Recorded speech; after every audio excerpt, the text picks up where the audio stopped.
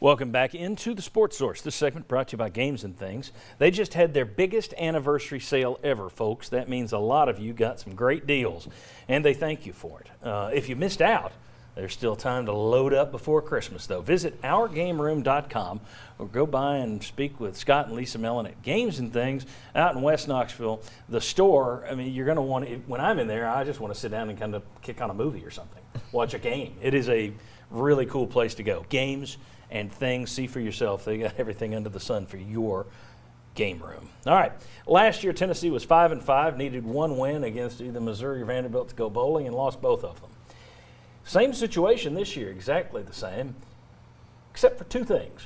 Missouri and Vanderbilt are terrible. Missouri has fallen off a cliff.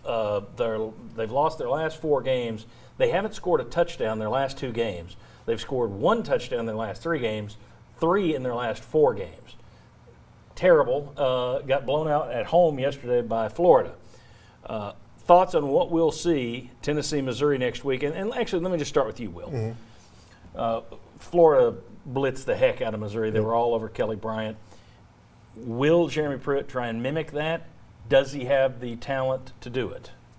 I think he's going to try to do it. I think he has to, just because I think they've shown that, especially in these last couple of games, you look at their rush yardage, it was down, and they're obviously down there. And so their only hope for getting anything is their quarterback getting hot. So what you got to do is put the pressure on him, knowing he's had an injury, and he's probably going to be thinking about that as you put pressure on him early on, which is going to make him play a bad game. You have to do that. Now, do they have the talent? That's always been a question mark. You always see pass rushing. I mean, we've done some better things with a couple of guys, but you're still kind of wondering where we're at when you go up against a good offensive line.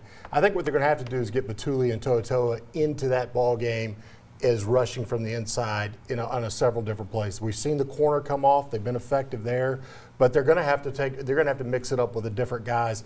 Getting those 2 guys who are fairly good pass rushers. I've always said Batuli, I think, is your best pass rusher actually in some places.